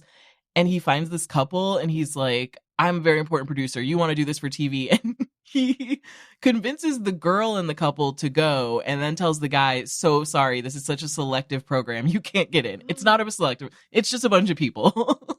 And he like takes the guy's girlfriend and she's like, I'm so ready to like change the world. And by like the third day in the jungle, he's just like hitting on her. And she's like, I've made the biggest mistake of my life. She's openly just being like, fuck you. I fucking hate you. I can't do that. Oh, wow. It's just wild. And like, it's like funny at parts because you also know some of the people survive, but you're also like, where is Matt? I just like I need Matt to be okay. And that's why I'm still watching, is that I need to know that they're going to be like, Matt lived. Have you seen the movie Burden of Dreams? No. It's, Werner Herzog. Yeah. So it's a documentary about the making of a movie he did called Fitzcarraldo. Okay, I've seen the movie. Yeah. I haven't seen the documentary. The documentary is almost better than Fitzcarraldo. It's up there with like those great Hearts of Darkness, where the Fitzcarraldo is all about moving this giant boat over a mountain in the Amazon, I think. But they actually did do that in real life. So the movie is about this insane, Werner Herzog, very wild guy, trying to do that, and it's every bit as difficult as it is in the movie. Yeah. It's great. If you like that, you're gonna love Expedition from Hell, because it is truly just this wild, insane old white man who is just like, you guys, I don't know why you're saying you need water. It's just him being like, you're all just very weak to me. And they're like, what are you talking about? This person like passed out and is about to die. That's reminding me of when I was in Jacksonville, my uncle who's in the Navy took us on You know your mouth is on the microphone. I know. I was like, what is happening? I was told years ago. Your nose is for sure touching it, and your mouth is right. This is how I was told to do it, and I can't break the habit. Wait, you were told to get, okay. Just get right up on Real up on it. Jeff, is that correct? Correct. Thank you. I shouldn't knock it until I tried it. Yeah. Listen. He's a little loud often. I'll back off. My uncle pass, get the fuck out of here. What the fuck? Okay. Was taking us on a tour of one of the aircraft carriers in Jacksonville, and we got up that morning, and I was hungry, but they were like, no time, you'll be fine. And I could not enjoy a single thing. I was probably like 12 or 13. A single thing that happened the entire time we were on the base, because I was so fucking hungry, and there was this attitude of like, suck it up. You know, like, I was probably older. I was like 15. And to this day, I think about that. Like, really though, eating, that feels important. Yeah. Yeah. Seems like kind of little basic. necessary. Yeah. Like, I don't think I was being weak by needing sustenance. Yeah. First thing in the morning. Yeah. First thing in the morning. Well, we didn't eat again until the whole thing was over, which was like in the afternoon. It wasn't like we had lunch either. Anyway, that attitude, I don't know. Maybe that's a military thing. Yeah. And I guess this guy was a military guy. And a lot of the people who go are very like military. That's why we wanted to do this. And then they're like, then we found out he didn't know what he was doing, and we were all about to die. Oh my God. But I do like that you mentioned Werner Herzog, because this weekend I got into like a true crime, like just binge, and I found this show he made for Investigation Discovery in 2014 called On Death Row. And it's Werner Herzog interviewing people on death row in America. God. And it is hilarious. It shouldn't be. It's Werner Herzog being like, and personally, I do not believe in death row. Every person's soul is special.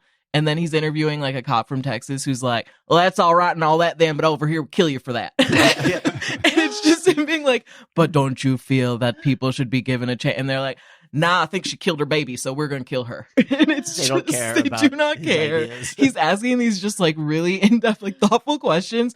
And they're just like, yeah, no, so we gave him the death penalty then. And they're like, but don't you, morally, how do you feel? And they're like, I sleep fine. And it is just like the most American thing. What's it called?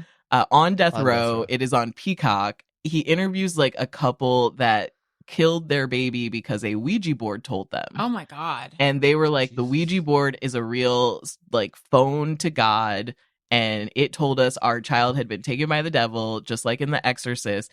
And then they ask him, have you seen The Exorcist? And he's like, I am familiar. Please describe.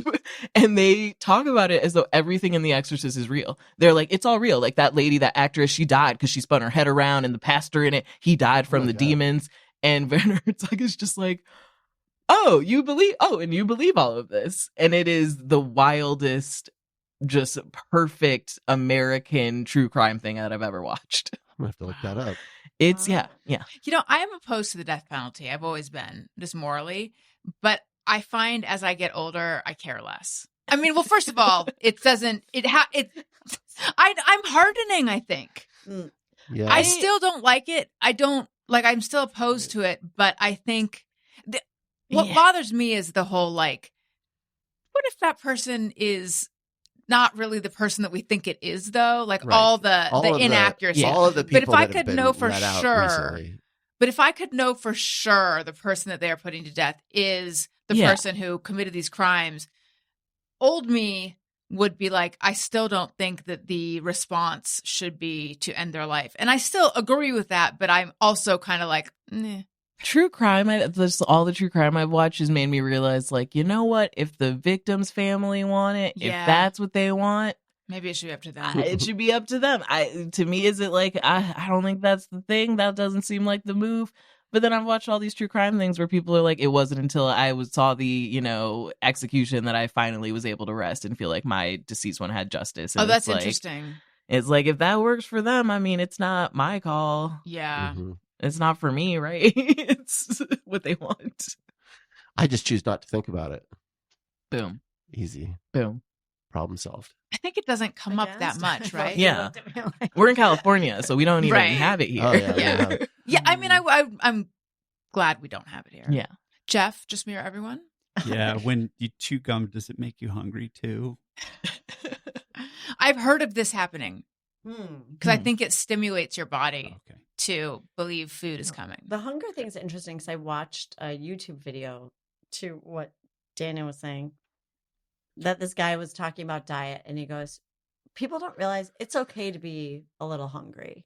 Mm-hmm. You don't need to be full all the time. Mm-hmm. And that's what this is in terms of like weight loss. He was saying, we have it in our minds that we need to be like, okay, I'm stuffed or whatever. Yeah. Yeah. Yeah. But I don't know. You grow up with like your mom being like, finish your plate. And then you're like, oh, I haven't finished all my food, or I'm wasting stuff. And then, especially youngest children. Are you a youngest? I am. Me too. Yeah. And there was this guy back in the backstage the other night who was like, yeah, I always feel like I have to. And I was like, oh, are you a youngest? He said, yes. Why? Because I think I used to be like, I have to eat really fast so that I get seconds. Yeah. Because they're so big and they eat all they of won't it. Otherwise it'll be gone. It'll be gone. It's like that'll just be the one serving you get. Yes. Like if you don't interesting. That happens with Elliot and Owen. Like my mom would buy like Oreos, and I would try to eat as many Oreos because I knew my siblings would eat all the Oreos if I. Yeah. You're like, I'm going to get to it first. Yeah. That's so. Yeah, I don't think it happens with Owen where he then eats more, but Owen is more of a picky eater, and there's things that Elliot likes that I like. Elliot really likes California rolls, and I didn't think Owen did. But recently he has started to. The youngest likes everything Elliot likes. Now, yes, but there's definitely been multiple times where they both want more, and like, oh, Elliot already got what was left of, like, there's not enough. So I should be aware that this is a younger kid thing. Yeah, I think it is. Yeah. Yeah. That's so interesting. And even if I'm like in a green room situation or something and they like have snacks, I'll be like, guys, we got to finish this. I'll be like, guys, we can't waste this. Like, guys, you take some. I cannot believe how much goes to waste. Yeah. So much. And I'm just always the person like, I know. No one wants to take this pizza, guys. I know. I also feel that when I'm around people who don't eat a lot I feel like I want to eat to show as an example that it's okay to eat. That's like, nice. I'll have bread. I will order bread. Yeah. Yeah, I am not in favor of I feel like restaurants are getting away from giving bread. Oh, yeah. And that's like the best part. That's the best part. They don't do it as much anymore. That's so true. Yeah. Go F yourself. We went out to a restaurant like, what was it, last weekend? Yes. God, it feels like 2 weeks ago. Yeah. Oh my God. So this place was one of those like, pretending to be farm to table type schmancy, whatever. And they charged you for bread and butter. Okay. Mm-hmm. And I wanted bread and butter. And so I'm like, now if I told you $8 for bread and butter, that's what it was. What do you think you're getting? A basket of bread or like a loaf. A loaf that's like, sliced up, but a whole, a fresh loaf that's sliced. Yeah. Or a variety basket. Well, guess what? At this place, really, you're paying about $2 for the bread. This was told to us by the waitress later. You get 5 or 6 slices of bread, $6 for the butter, which is like, the butter's fine. Yeah, but she said it's cultured butter, but isn't all butter cultured butter? But like, if I'm paying $8 for a fucking bread basket, I don't want the bulk of what I'm paying for to be the butter. Right. Yeah, I want But then more remember, bread. you're like, we're bringing the butter home with us, but then you didn't. Then they just took it away. And they took it away. That shit should have been wrapped in a Yeah. special velvet box. Was it like the butter that has like the salt on it? Or? No. I mean, I think it wanted to pretend it was, but there wasn't any salt on it. I don't know if it came from some special. Obnoxious. It kind of was. And then we finished our like 6. Well, we had the voice with that. The bread went in an instant. And then Daniel asked if we could get more bread. And she's like, yes. For another $8. Yes. Yeah. It's And like then we This decided goes to no. my F you. Oh, really? Yeah. Okay. We're not Yeah. there yet. Well, we can be. Let's do Can I hey, go tell you fuck what, yourself. what bothers me so much, and I'm going to turn this into a stand-up thing, so Okay. be prepared. Don't think I'm Okay. working out a bit on you. This is your hey, go fuck yourself, though, This right? is my hate. Okay. Yes, that's what it's called. Go fuck yourself. I hate when people say no worries when there's no reason. Like if I said, I'm at a restaurant. Oh, could I get avocado on the side? No worries. I wasn't worried. I was no not worries! Exclamation point! worried. But there I are didn't worries. think I did anything wrong. Yeah. I'm Yeah. not apologizing. Right? You don't Yeah. need the reassurance. Yeah. It's on the menu. No, Right. no more, no worries. When I haven't said I'm sorry. Yes. Right. I hate it so much.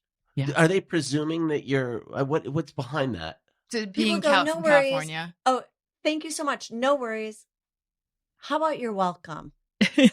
No worries. I wasn't worried. sweating it Yeah. over here. Yeah, it's like they've confused it in their head. They've Yes. they flipped the I don't like the Yeah, it. saying. like, It oh, really bothers me. I No don't worries, like- you have to say that. And it's like, As one who worries, don't put worry in a sentence. Yeah, your culture is not their costume. yeah. If your worry is your Ooh. culture. Hey, go fuck yourself. Jimmy Pardo recently was on the show, and he said that he hates when in a restaurant setting when they're like, "I got you," Oh, you know, like, "Oh, hey, could I get the Oh, hamburger? I got you." Gotcha. I I got yes, you. I used to work in a restaurant, and one It's of like the you're not doing me a waiters, favor. Yeah. one of the waiters would just do the desserts like this. I have chocolate cake. And I'd be like, "You have? Is You it in didn't your make pocket? it, Jeff. You didn't make You it." have What does it? the restaurant Is it back have? in your Yeah. locker? Oh my god! Is that at your Like, house? Do I have to go there and get it? It's like people are acting like, "Oh yeah, I got you." That's like acting like they've gone out of their way. Right. Yeah. It's No, Like, that's oh. your job. And like, I have a special relationship with the chef. I got you. it's Yeah. a thing, right? I know the Both of place those. where we can get this. It's called the kitchen. Right. It's these are waiters or waitresses who have decided to servers, excuse me, who have decided to make this seem like they've got they're personally responsible for your good Do experience. you remember at Castaway when our waiter sat down and talked to us? Oh, Yes. No, thank yes. you. And it's No, like thank it's a you. way to try No. to up their tips, I even guess though I did they're feel we not. had like an intimate relationship with him by the end. He was kind of delightful though, actually. But I know. yeah, Yeah, but it was weird when he sat down and talked to us. it was a very intimate way to order. Yeah. Okay.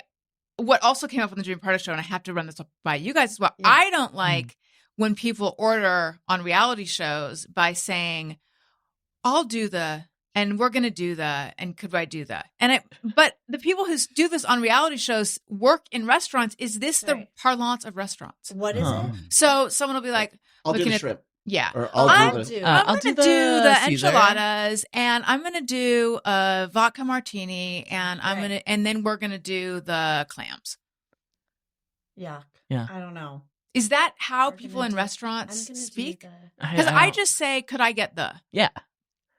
Could it be an LA? Or I'll thing? have the. Well, I don't know. That's what Like I'm a wondering. let's do lunch thing. Like it came Yeah. from Oh, that. yeah. I Let's do guess. lunch. Let's do Or it. Everyone, literally do everyone on lunch with them. Vanderpump orders this way. I And they're would very like to LA, enjoy so- the- Yeah. I think I say I would like to enjoy the. Do you really? I think I do. Yeah, I like that. I would like to enjoy the. Or can I get Yeah, the. I guess. How are you supposed to say it? That's interesting. Could I I'll get the? I'll Or have- I would like. Could I I'll the. have the? Oh yeah. Yeah. Yeah, I'll have. May I have? Oh yeah, we're begging. It is interesting because it almost puts the diner at a low status. Yeah. May I please have more? Like we're Oliver. It does. Yeah. Could I? More, Yeah. please. Could I please? As a boy, whatever. You just bring out a wooden bowl and hold it up to the waiter. Could I please Yeah, have the it's food like- I paid for? Could I please? Could I trouble you? It's like when you I would order water. say- Like I just have a water. The no worries thing, the only time I think it's like fine if you're like, I'm running late, no Mhm. worries, we'll be here. I do It's- that a lot. That makes That's sense. okay. I do say no worries, but only if I'm reassuring the person not to worry about something. Yeah. Only if they're Yes. apologizing. Yeah. My Yeah. friend and I went to a restaurant. She had the same name as the host. And she was like, oh, her name's Tracy. She goes, my name's Tracy too. And the host goes, no worries. I thought, what? She was named that. What is there to possibly be? Maybe the whole, she was like, oh no, now I'm going to be worried the whole time. What if you mean to talk to the waitress, don't but you worry talk to about it. me? And oh Put her no. mind at ease. Don't worry. There are two people in the There's world two named of Tracy. us, and we're going to figure this out tonight. Right. Yeah, Just- no worries. That's so weird. Just reassuring. People say it. It's just default. It's just now. filler. Yeah. Same with, how do you feel about this? I appreciate you. Oh, yeah, I would punch yeah. someone if they said that to me. I've never said that. Or- I don't think I've ever heard it sincerely. Yeah. I hear it really. I don't I mean, know I'm if sure I ever have, heard but I hear that it all the time these sincerely. days. Hmm. I appreciate you. I'm like, Oh no, I have heard it. okay, Yeah. is I it would be like, you know, it's a Valentine's Day? passive What, like- aggressive fight. What do you? There's some. I appreciate you. There's something about it I don't Service. like. I Yeah, felt it's a that when little- I Wait, in tipped. service you've heard it? Yeah. Thanks. Oh. I appreciate you. I'm like, we don't have a relationship. Yeah. I gave you $1. This is Yeah. the end of it. I mean, I guess I'll never see you. I feel like they're okay service wise. They're having some moments where I'm like, appreciate ya. Where it's, I don't know, it's like a. I mean, even then, I'm like, if I was It's too many syllables. like, if I'm late to my hair appointment and she doesn't charge me the late fee, I'm like, appreciate you. Yeah. Like, you know, but nothing that it would have to be that kind of Mm. circumstance. But it's a standing in for I appreciate that. Yeah. So Yes. why aren't we just going with that? You know, Right. maybe it feels Jeff, you Stronger. hear it a lot. Yeah. I hear it all over the place. So do I. Yeah, I mean, like in restaurants, but in I casual appreciate you. conversation now. I'm like, okay, great. the one that now it's, I mean, people have been doing this for a while now, and I probably even do it, but it always irritates me is no, yes. So someone will I go, do no, that one. yes. And they mean yes, but they say no first. No, yes. It feels, Oh, I can't give an example, I but know what it's you're Yeah. saying. when people are agreeing with you, they go, oh, no, yes. If I It's said like, yes, just yeah. say fucking yes. Like, I don't, you're, I didn't know that one bothered you. Because I know I do that, and you know why I know? Yes, What? I do that. Because one of my definitely do first that. Corolla troll haters was like so upset that I used to do that. Was it you? but I would do it when he was saying, or in an instance where Mhm. someone is saying, I do not like it when people do this, da da da, da. And I'd be like, no. I actually now I can't draw a perfect parallel, but it's like you're agreeing with the thing. You're agreeing with Yeah. the negative. yeah. You say no, and then yeah, Right. yes, no, yes, Yes, still bothers me. okay, noted. I mean, I guess in certain circumstances, it could be less if it's really motivated by the conversation. But I I feel like it's often, casual. I feel like it's become like the no worries, where now people Yeah. use it when it's not that. Like, yes, it came Yeah. from. It's so true. I feel like so many things have been brought up during this Please. episode that I'm going to be up for. I'm not We going need to some sleep beta for 3 blockers. nights. No. oh no, Yeah. Between We Are the World, no worries. I'm going to be like, I feel like I got charged. Lots to think about. Yeah.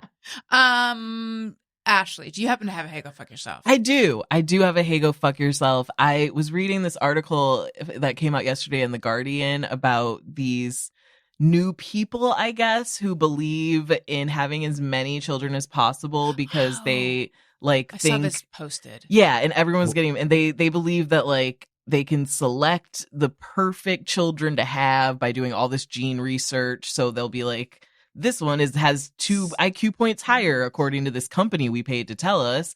And this couple they specifically interview are these 2 people who are like, well, we don't pay to heat our house in the winter because that's a waste of money. Oh my god. But they do, and then they're like, all of our kids, and so far they have 3, are like, they share one room and sleep in the scariest, jankiest bunk beds you've ever seen in your life. And then the parents have their own rooms and own offices, but Separate then from each other. separate from each other. Oh, that's the dream. And they like, basically you can tell hate their kids. The mom is like, I take And care of the each other, it kids. sounds And each like. yeah. How The mom do is they like, I s- take care of the what? kids until they're 18 months. And then after that, they're the dad's problem. They very quickly, the person writing the article takes them to like a Thai restaurant. And one of the like kids is 3 years old and like is kind of like knocking the table, and the dad just slaps him. Oh my god. And the reporter is like, you just slapped your kid in front of me. And he's like, oh, I don't want you to think I'm abusive. We do that because in the jungle, we notice that lions slap their cubs when they do something wrong. So we do it because of the jungle. And everyone's like, that's not an answer. Yeah. Wow. And it's like, they also are just like, well, we know that we're like superior and smart and we're just like the best people who could breed and have children.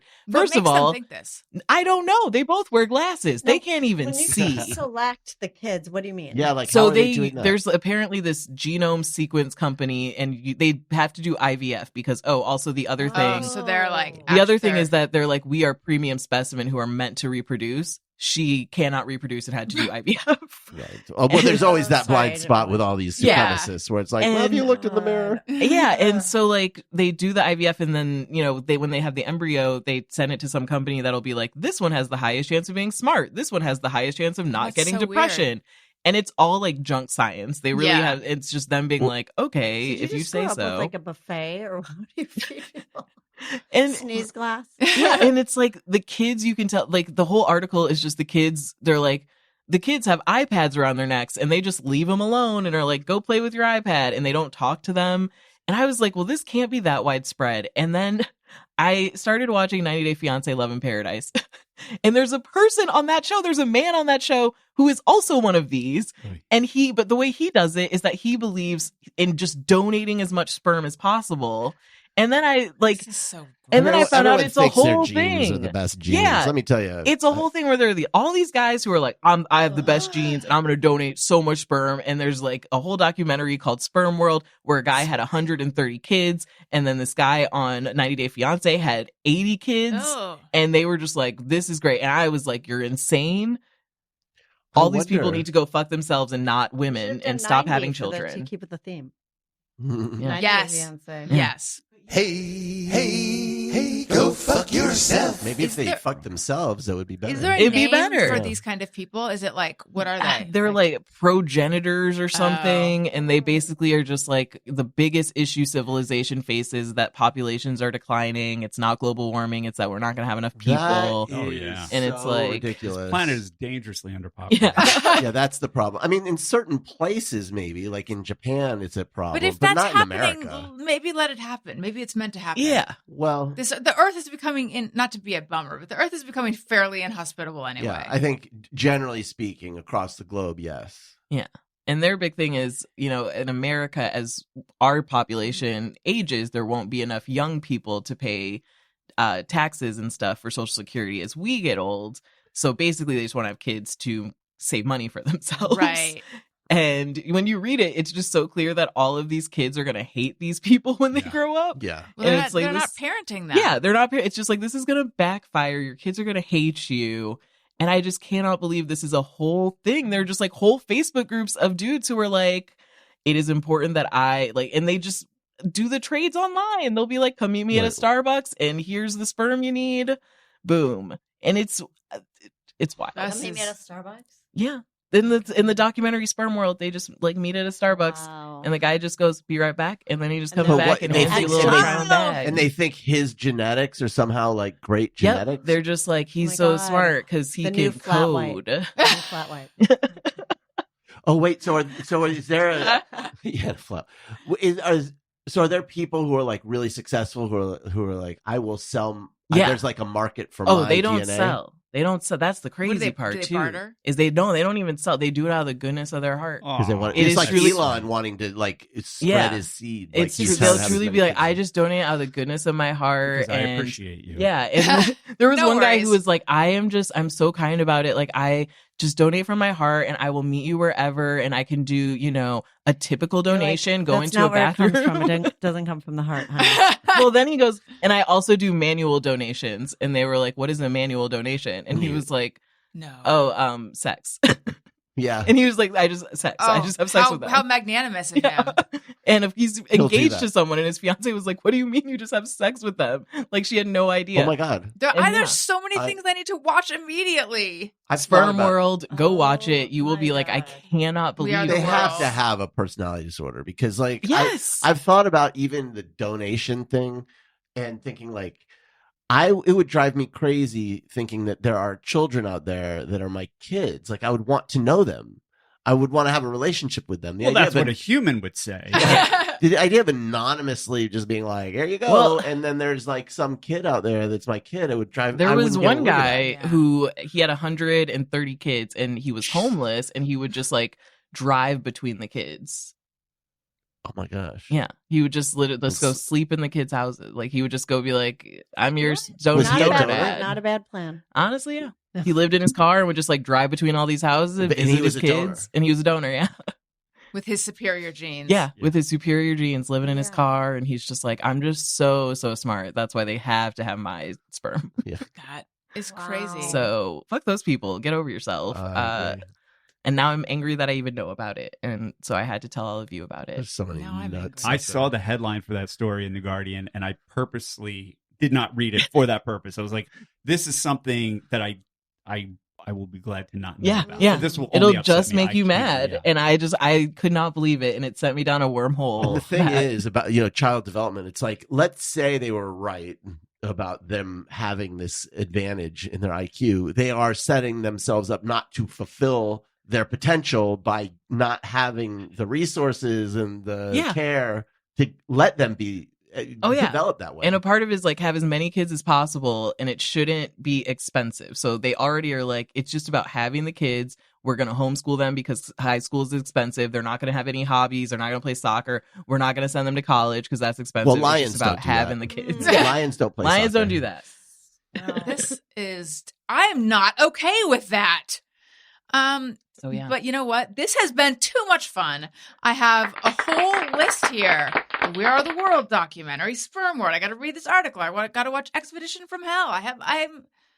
My plate is full. I need to read 12th Night. You simply must.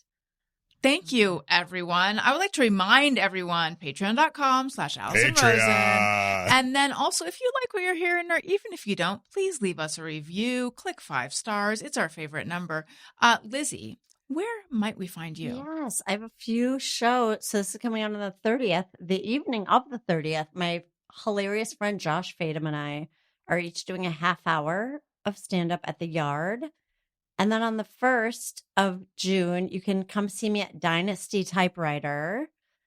And then on the 4th at UCB, I'm co-hosting a show. I'm not doing a set, but I'm co-hosting Tasting Menu at UCB. Lovely. And